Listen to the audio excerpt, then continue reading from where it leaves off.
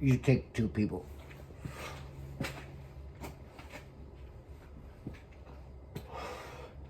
With one child. And you look at the way they see that child. Who is what? You look at the two people that had the child. They were both meddling children from different families.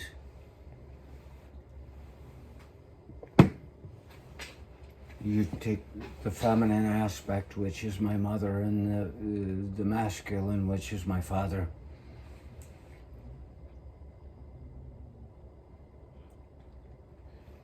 And maybe that's the idea.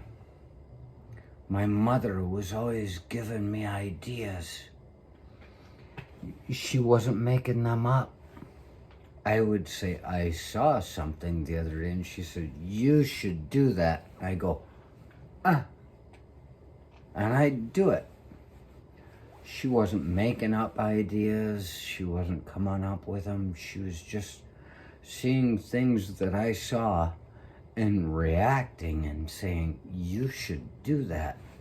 And I did things that I would have never imagined myself doing. Things that I already was saying. I'm not doing that. But then just in passing in a telephone conversation, I saw this thing. She says, you should do that. And I'd say, screw it. Do it.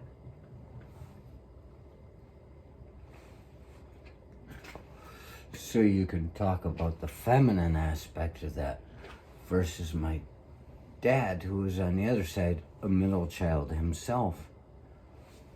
They come together. I don't know why you're doing it. I don't know the way you think. I don't know, And he said to me one day, he says, I know you're not lazy. I just don't know what you're doing. And I said, yeah. That was one of the most beautiful moments I ever had with a man. Understanding that he doesn't understand and admitting it. There's something to that. But what do we get out of somebody that's a mother and encouraging? I mean, like, look at my dad. When I went down to, what do you call it? The MEPS in Detroit, and I signed up for the Army, getting out of high school. I was still in high school. I signed up. They had everything I wanted. I wanted to jump out of airplanes, and that's pretty much it. Oh, come on, baby. Oh, she's blessing us with this.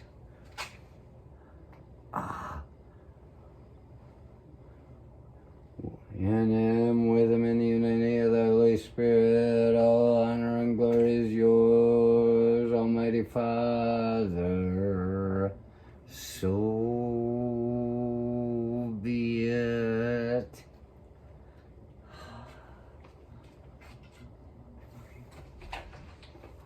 This is a combination of the two. This is my mother and my father, and their differences, and their agreement. This is what this shall be.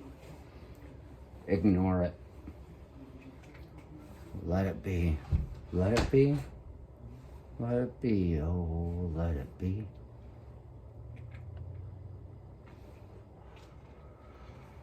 So yeah, my dad picked me up from the airport when I came back from just going out to sign up. I was 17. Didn't have to sign up. My parents had to sign papers saying I could take the physical and think about it later. But while I was down there, I'm like, they already signed it. They said I could do it. So I got everything I wanted to be. In the Army. And when my dad picked me up, he didn't know that I was signing up. And I said, I signed up. And he's like, what? I said, yep. fucking jump out of airplanes. And he was just angry. He's, they're gonna cut you in half on the way down. Pa, pa, pa, pa, pa, pa, pa, pa, pa, pa, pa, pa. Which I believe. All these laws about not being able to shoot paratroopers until they hit the ground. You better. You fucking better. I say those are bullshit laws. The Geneva Convention and all that shit. Shoot that fucker down when he's coming out of the sky. Let the blood rain. That's what I say. And that goes for me too. If I'm coming down on you, shoot me. Because I'm not going to make you feel any better. Two wrongs don't make a right, but ooh, it makes me feel a whole lot better. So you got my mom on the one side. She is from a family that was just stuck in a place, the same as my father was in a family that was stuck in a place. And neither of them feel like they can just go out into the world. But my mother, she lived through me. That's it.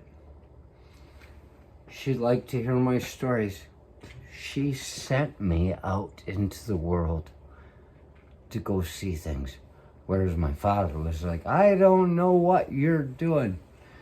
Why is that? That's the animus versus the anima. Anima versus the animus, whichever way it is. You've got two people of the same fucking place. One of them wants to see you go out and bring the reality back. The other one doesn't want to see the reality. He wants you to sit right here. You're supposed to do everything he ever did in his life. And that was my dad. He expected me to do what he'd done. And he just couldn't figure it out when I didn't.